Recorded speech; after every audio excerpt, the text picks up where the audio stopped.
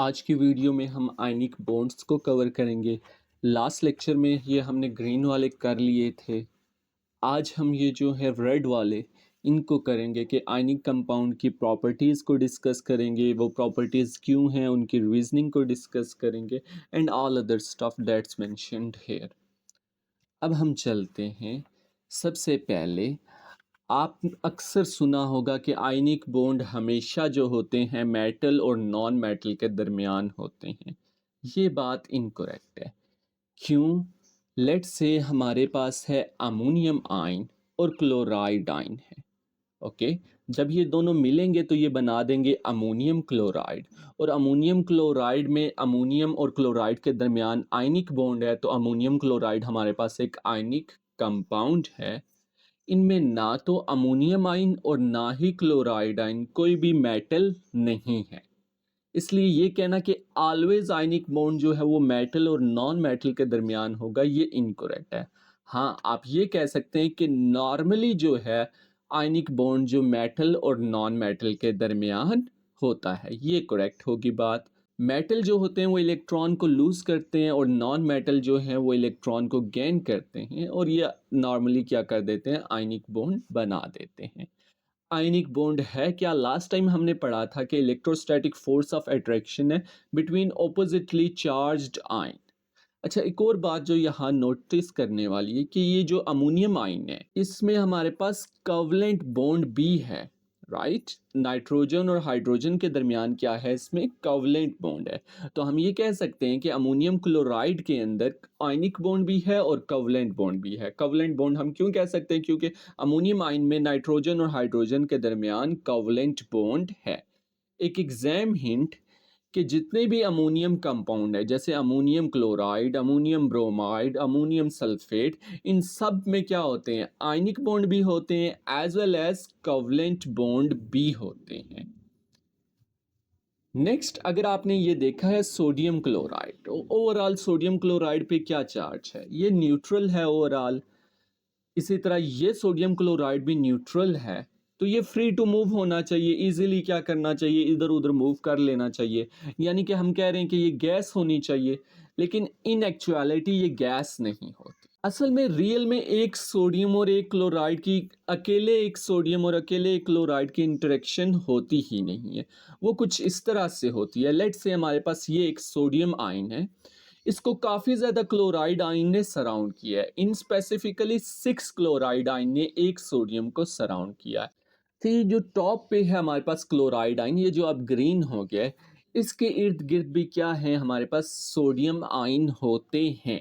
तो देखिए, वैसे इन स्पेसिफिक कहें तो क्लोराइड आयन के इर्द गिर्द 6 सोडियम आयन होते हैं। यहाँ पर 5 है, उसकी रीज़न ये है कि ये एक रिपीटिव स्ट्रक्चर होता है। एक टॉप पे इस पे सोडियम होगा जो मेंशन यहाँ पर नहीं है। इसी तरह ये जॉइंट स्ट्रक्चर एक लार्ज स्ट्रक्चर बना देता है। अच्छा, इन एक्चुअलिटी अगर आप देख रहे हैं तो अकेला सोडियम नहीं है, ठीक है? सोडियम को काफ़ी ज़्यादा क्लोराइड ने क्या किया है, सराउंड किया है, और क्लोराइड को काफ़ी ज़्यादा सोडियम्स ने सराउंड किया हुआ है। अगर हम ये स्पेसिफिक डेफिनेशन जो अक्सर हम पढ़ते हैं कि bond is formed by complete transfer of one atom to another, इसको करेक्ट मान लें, तो इसका मतलब ये जो मिड में ग्रीन वाला हमारे पास क्लोराइड आयन है, इसने किससे लिया होगा इलेक्ट्रॉन? लेफ्ट वाले सोडियम से लिया होगा, बॉटम वाले से लिया होगा, टॉप वाले से लिया होगा, किससे लिया होगा? लेट्स से लेफ्ट वाले से लिया है। तो लेफ्ट वाले के दरमियान जो अट्रैक्शन है सोडियम और क्लोराइड की, जो लाइन से मेंशन है, इसको ओके हम कह देते हैं आयनिक बॉन्ड। व्हाट अबाउट जो बॉटम के साथ अट्रैक्शन है, क्या वो आयनिक बॉन्ड नहीं है? नहीं, वो भी आयनिक बॉन्ड है। इसलिए ये कहना कि bond is formed by complete transfer of electron from one atom to another, ये हमारे पास थोड़ी डाउटफुल है, ये पुरानी डेफिनेशन है। अब जो है ये देखिए, ये काफ़ी ज़्यादा यहाँ पर मेंशन हो गए हैं। हर सोडियम को क्लोराइड ने क्या किया है, सराउंड किया है, और हर क्लोराइड को काफ़ी ज़्यादा सोडियम ने सराउंड किया हुआ है। इन एक्चुअल जो डेफिनेशन है, जो मॉडर्न डेफिनेशन है, उसमें हम कहते हैं electrostatic force of attraction between oppositely charged ion. ठीक है, सोडियम ने किसी को भी दिया होगा अपना इलेक्ट्रॉन, और वो काफ़ी ज़्यादा क्लोराइड से अट्रैक्टेड है, लेकिन उसने किसी एक को दिया होगा आयन, लेकिन वो अट्रैक्ट सबको कर रहा है, और ये जो अट्रैक्शन है सबको करने की, इसको आयनिक बॉन्ड कहते हैं। आगे चलते हैं, हम प्रॉपर्टीज ऑफ आयनिक कंपाउंड को डिस्कस करते हैं। First of all, ionic compound में एक जॉइंट आयनिक लैटिस होती है। अच्छा, सबसे पहले देख लेते हैं लैटिस से क्या मुराद है। लैटिस कहते हैं रिपीटिव पैटर्न को या रिपीटेड स्ट्रक्चर को या रेगुलर रिपीटेड यूनिट भी आप कह सकते हैं। ये एक NaCl का लैटिस स्ट्रक्चर है, एक यूनिट है। आयनिक लैटिस से क्या मुराद होती है? रेगुलर रिपीटेड स्ट्रक्चर ही मुराद है, लेकिन वो किसके ऑपोजिटली चार्ज्ड आयन, उसमें जो लैटिस बना रहे होंगे, जो रेगुलर रिपीट स्ट्रक्चर बना रहे होंगे, वो आयन्स होंगे। जैसे यहाँ पर NaCl का है, तो इसमें सोडियम और क्लोराइड्स आयन ने रिपीटिव स्ट्रक्चर बनाए हुए हैं। और ये छोटा सा स्ट्रक्चर नहीं होता, ये क्या होता है, कंटिन्यूस होता है। जैसे ये आगे इनके साथ अट्रैक्ट हुए होंगे, और आयन होंगे, और आयन होते जाएंगे, और आयन, और ये चलता जाएगा। ये जो है काफ़ी जाइंट स्ट्रक्चर होता है, कोई छोटा सा स्ट्रक्चर नहीं होता। आगे हम चलते हैं कि आयनिक कंपाउंड का मेल्टिंग पॉइंट हाई होता है। अब क्यों मेल्टिंग पॉइंट हाई होता है? उसकी दो रीज़न है। एक तो ये स्ट्रक्चर क्या है, काफ़ी ज़्यादा जाइंट है, बड़ा है। जाइंट स्ट्रक्चर है तो इनके दरमियान जो इलेक्ट्रोस्टैटिक फोर्स ऑफ अट्रैक्शन है वो भी काफ़ी ज़्यादा है। जब ज़्यादा इलेक्ट्रोस्टैटिक फोर्स ऑफ अट्रैक्शन है तो उनको ब्रेक करने के लिए काफ़ी ज़्यादा एनर्जी रिक्वायर होगी, जिसकी वजह से इनका मेल्टिंग पॉइंट हाई होता है। एग्जाम में ये क्वेश्चन आए तो 2 मार्क्स का आता है, 2 स्कोर का आता है। एक स्कोर जो होता है strong electrostatic force of attraction को मेंशन करने का होता है, और एक ये बताने का कि जाइंट आयनिक लैटिस है। और पूछा नॉर्मली यूं जाता है कि why sodium chloride has high melting point, तो आप कह सकते हैं sodium chloride is a giant ionic lattice, it has strong electrostatic force of attraction. या वो एक आपको आयनिक दे देगा और एक आपको वो कोवलेंट दे देगा, जैसे why NaCl has higher melting point than carbon dioxide, या कुछ मार्किंग स्कीम में कुछ इस तरह मेंशन होता है। देखें जाइंट लैटिस से क्या मुराद है कि उसमें ज़्यादा बॉन्ड्स होंगे, तो जाइंट लैटिस की जगह आप लिख सकते हैं large number of ionic bond, और दूसरा मार्क आपको मिल जाएगा strong electrostatic force of attraction को मेंशन करने। एक एग्जाम हिंट है कि मैग्नीशियम ऑक्साइड और सोडियम क्लोराइड आयन दोनों आयनिक हैं। इसमें से मेल्टिंग पॉइंट किसका हाई होगा, मैग्नीशियम ऑक्साइड का होगा या NaCl का होगा? अगर आप गौर से देखें तो मैग्नीशियम सेकंड ग्रुप से बिलोंग करता है, ये 2 इलेक्ट्रॉन को लूज करेगा तो इसके ऊपर चार्ज +2 आएगा। ऑक्साइड क्या करता है, 6 ग्रुप से बिलोंग करता है, तो ये 2 इलेक्ट्रॉन को गेन करके अपना ऑक्टेट कंप्लीट करेगा। सोडियम 1 ग्रुप से बिलोंग करता है, ग्रुप 1 से बिलोंग करता है, तो ये एक क्या करेगा, इलेक्ट्रॉन लूज कर देगा। क्लोराइड हैलोजन ग्रुप 7 से बिलोंग करते हैं, तो ये एक इलेक्ट्रॉन को लेके अपना ऑक्टेट 8 इलेक्ट्रॉन पूरे कर लेगा। अब आप सोचिए कि क्यों ज्यादा है मैग्नीशियम ऑक्साइड का, तो सिंपल सी रीजन है, क्योंकि इसमें चार्जेस जो हैं वो ज्यादा हैं, हायर है as compare to sodium chloride. ठीक है, Mg+2 और O-2 में चार्जेस ज्यादा हैं, तो इसकी वजह से इलेक्ट्रोस्टैटिक फोर्स ऑफ अट्रैक्शन भी क्या होगी, MgO में ज्यादा होगी एज कंपेयर टू NaCl, जिसकी वजह से MgO का मेल्टिंग पॉइंट क्या होगा, हाई होगा एज कंपेयर टू NaCl। आगे हम चलते हैं, कुछ प्रॉपर्टीज और हैं, जैसे कि आयनिक कंपाउंड और सॉलिड एट रूम टेम्परेचर। क्यों सॉलिड होते हैं? अगेन वही रीजन, इनका एक जॉइंट लैटिस स्ट्रक्चर होता है, और इनमें काफ़ी ज़्यादा strong electrostatic force of attraction होती हैं। वही दो रीज़न यहाँ पर भी आप मेंशन कर सकते हैं। नेक्स्ट हमारे पास आयनिक कंपाउंड और पुअर और bad conductor of electricity in solid state, तो वो सॉलिड स्टेट में बैड कंडक्टर हैं। उसकी रीज़न ये है कि सॉलिड स्टेट में आयन फिक्स होते हैं, उनकी पोजीशन, वो मूव नहीं कर सकते। जब आयन मूव नहीं कर सकते तो इलेक्ट्रिसिटी को कैसे कंडक्ट करेंगे? Also, ionic compound good conductor of electricity है in molten or aqueous solution। ठीक है, जब molten फॉर्म में होंगे या aqueous solution में होंगे तो वो good conductor है। aqueous से क्या मुराद होती है? aqueous से मुराद aqua, aqua का मतलब होता है वाटर, तो aqueous solution में वाटर जो होता है वो सॉल्वेंट होता है। ओके, अब गुड कंडक्टर क्यों है मोल्टन या एक्वस सोल्यूशन में? क्योंकि आयन फ्री टू मूव है। जब आयन फ्री टू मूव है तो वो इजीली क्या कर सकते हैं, चार्जेस को कंडक्ट कर सकते हैं। आगे चलते हैं, नॉर्मली जो आयनिक कंपाउंड होते हैं वो वाटर में सॉल्युबल होते हैं। अब देखिए यहाँ पे हमने वर्ड यूज किया नॉर्मली, नॉट ऑलवेज। क्यों? क्योंकि हमारे पास जैसे सिल्वर क्लोराइड है, इसी तरह बैरियम सल्फेट है, ये वाटर में सॉल्युबल नहीं होते, इसलिए हम लिखते हैं नॉर्मली सॉल्युबल होते हैं, नॉट ऑलवेज। लेट्स सी, हमारे पास ये क्या है, वाटर है, इसके अंदर हमने सोडियम क्लोराइड डाला। जब ये सॉल्युबल होंगे तो इन एक्चुअल होगा क्या, सोडियम क्लोराइड से क्या हो जाएगा, सेपरेट हो जाएगा। ठीक है, आल्दो ये एक दूसरे को अट्रैक्ट कर रहे हैं, लेकिन डैट मच स्ट्रॉन्ग अट्रैक्ट नहीं कर रही, ये सेपरेट हैं, ये फ्री टू मूव हैं। इसी तरह ये हाइड्रोजन वाटर के अंदर आयन होते हैं, इसी तरह हाइड्रोक्साइड होते हैं, ये उनके साथ भी क्या हो रहे होते हैं, अट्रैक्ट हो रहे होते हैं। इसलिए एक्वस सोल्यूशन में वो क्या करते हैं, इलेक्ट्रिसिटी को कंडक्ट कर लेते हैं क्योंकि वो फ्री टू मूव है। आगे हम चलते हैं, हमारे पास क्वेश्चन है 7 पेपर 11 है, अक्टूबर नवंबर 2013 GCE का है। क्वेश्चन है which diagram shows the arrangement of ions in solid sodium chloride. Video को पॉज करके इसको सॉल्व करने की कोशिश करें। ओके, ऑप्शन ए को अगर आप गौर से देखें तो इसमें देखें पॉजिटिव पॉजिटिव के साथ क्या हुआ है, अट्रैक्ट हुआ है, बॉन्ड बना है, जबकि नहीं होता, पॉजिटिव हमेशा नेगेटिव के साथ बनाता है बॉन्ड, तो ये तो इनकरेक्ट है। इसी तरह बी में देखें, बी में क्या है कि अगेन पॉजिटिव पॉजिटिव के साथ है और नेगेटिव नेगेटिव के साथ है, तो ये भी क्या हुआ, इनकरेक्ट हुआ, क्योंकि पॉजिटिव हमेशा नेगेटिव को अट्रैक्ट करता है, नॉट पॉजिटिव को। अगर आप क्या करें, डी को देखें तो डी में अगेन वही है, पॉजिटिव पॉजिटिव को अट्रैक्ट कर रहा है, नेगेटिव नेगेटिव को अट्रैक्ट कर रहा है, तो ये भी इनकरेक्ट है। सी को देखें तो ये करेक्ट है, इसमें हर नेगेटिव जो है वो सिर्फ पॉजिटिव को अट्रैक्ट कर रहा है और हर पॉजिटिव सिर्फ नेगेटिव को अट्रैक्ट कर रहा है। So C will be our correct answer. Next question 9 है, पेपर 12 है, अक्टूबर नवंबर 2013 GCE का है। क्वेश्चन है the diagram shows the structure of ionic compound, what is the possible formula for this compound. इस क्वेश्चन को सॉल्व करने से पहले ना ये NaCl का स्ट्रक्चर देखें। ये हमारे पास एक NaCl का स्ट्रक्चर है, इसमें देखें हमारे पास ये सोडियम ब्लू में जो मेंशन है, इसके अराउंड कितने क्लोराइड के हैं, देखें 1 2 3 4 5 6 6 टोटल इसमें क्या है, एक सोडियम के इर्द गिर्द हमारे पास क्लोराइड है, ठीक है। इसी तरह ऊपर टॉप 5 वाला अगर आप क्लोराइड देखते हैं, इसके अराउंड कितने हमारे पास सोडियम है, तो देखिए 1 2 3 4 5, तो यहाँ पर 5 मेंशन है एक क्लोराइड के गिर्द सोडियम। लेकिन इन एक्चुअलिटी अगर आप देखें तो हर सोडियम जो है 6 क्लोराइड से सराउंड होता है, लेकिन हर क्लोराइड जो है वो 6 सोडियम से सराउंड होता है। लेकिन यहाँ पर जो है 5 मेंशन है, क्यों, क्योंकि ये एक रिपीटिव स्ट्रक्चर होता है, इसके ऊपर भी क्या होगा, एक सोडियम का होगा।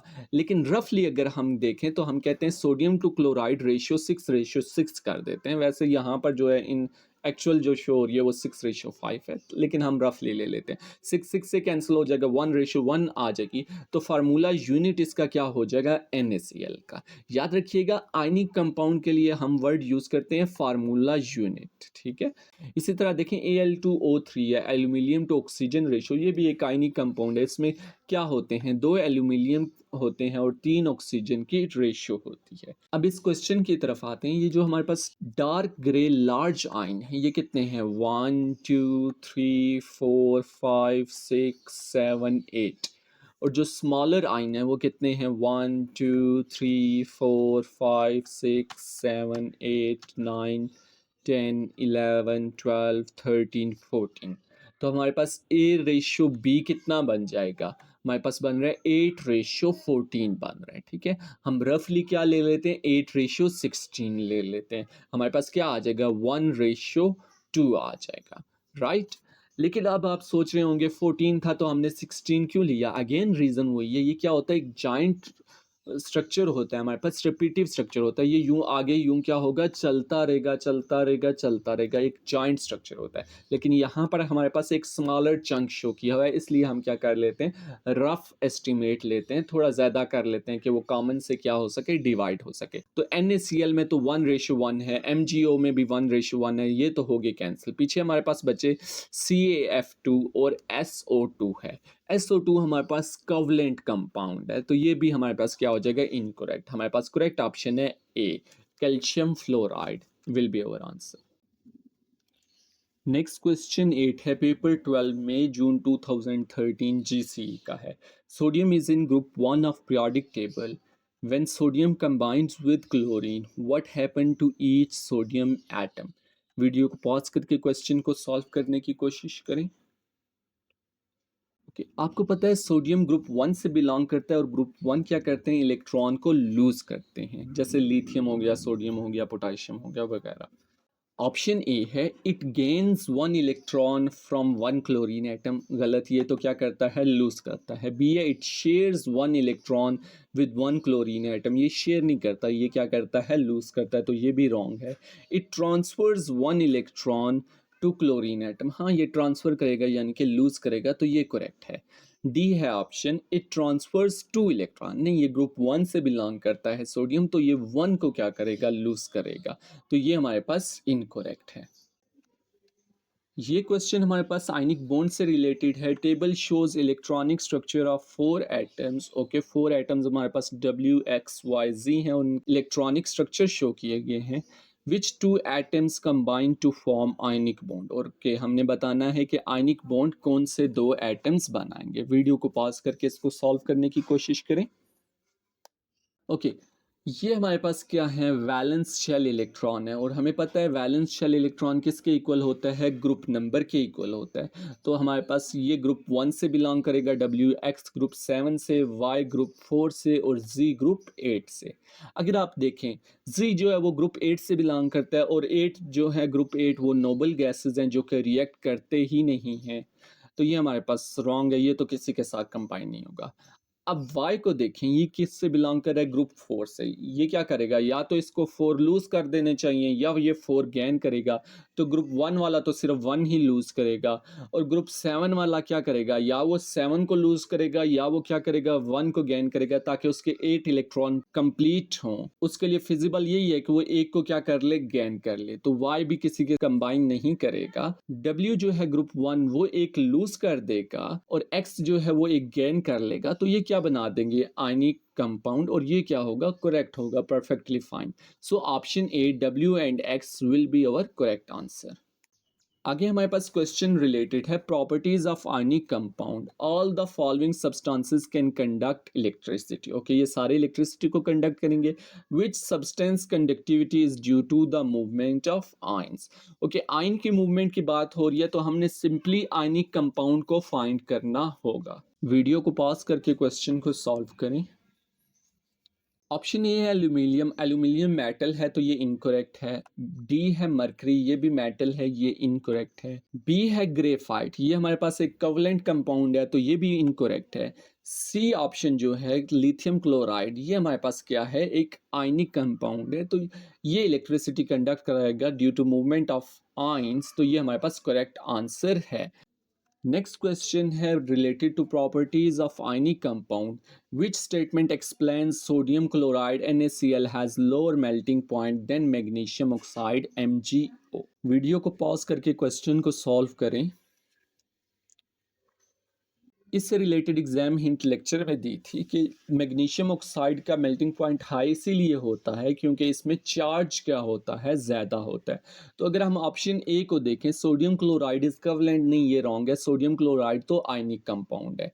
B sodium is more reactive than magnesium, no reactivity से ये रिलेटेड नहीं है, it depends upon charge. C है the attraction between sodium and chloride is weaker than magnesium and oxide, जाहिर सी बात है अगर उसमें चार्ज कम है तो उसमें अट्रैक्शन भी क्या होगी, वीक होगी, तो option C is correct. D है melting point of sodium is lower than magnesium, नहीं सोडियम सिर्फ सोडियम की बात नहीं हो रही, ये सोडियम क्लोराइड की हो रही है और मैग्नीशियम ऑक्साइड की हो रही है, तो ये भी इनकरेक्ट है।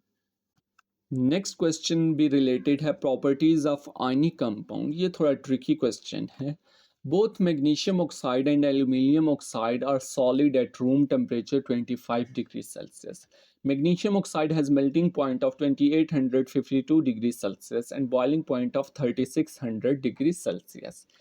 Aluminium oxide has melting point of 2072 degrees Celsius and boiling point of 2880 degrees Celsius. Over which temperature range will both pure compound conduct electricity? Video को पॉज करके इस क्वेश्चन को सॉल्व करने की कोशिश करें। ओके पहला पॉइंट ये है कि मैग्नीशियम ऑक्साइड और एल्यूमिनियम ऑक्साइड क्या है, आयनिक कंपाउंड है, और आयनिक कंपाउंड कब इलेक्ट्रिसिटी कंडक्ट करता है, हमने पढ़ा था कि वो मोल्टेन स्टेट में या वो एक्वस सॉल्यूशन में जब उसे डिसॉल्व किया जाता है तब वो इलेक्ट्रिसिटी को कंडक्ट करता है, राइट। अब मोल्टेन फॉर्म कब होगी, देखिए अभी ये सॉलिड है, सॉलिड का टेम्परेचर जब हम हाई करेंगे, मेल्टिंग पॉइंट के टेम्परेचर तक पहुंचेगा तो वो लिक्विड में मेल्ट हो जाएगा, लिक्विड बन जाएगा। और लिक्विड का टेम्परेचर जब हम हाई करेंगे और जब वो बॉइलिंग पॉइंट तक पहुंचेगा तो वो गैस में कन्वर्ट हो जाएगा। हमारे पास मैग्नीशियम ऑक्साइड है, उसका मेल्टिंग पॉइंट क्या है 2852 डिग्री सेल्सियस। इस टेम्परेचर के बाद वो किस में कन्वर्ट हो जाएगा, लिक्विड में। और तब 3600 डिग्री सेल्सियस तक वो लिक्विड में रहेगा, उसके बाद वो किस में कन्वर्ट हो जाएगा, गैस में। इसी तरह हमारे पास एल्यूमिनियम ऑक्साइड है, वो 2072 डिग्री सेल्सियस जब टेम्परेचर उसका होगा तो वो लिक्विड में कन्वर्ट हो जाएगा। और 2880 डिग्री सेल्सियस जब टेम्परेचर उसका होगा तो वो गैस में कन्वर्ट हो जाएगा।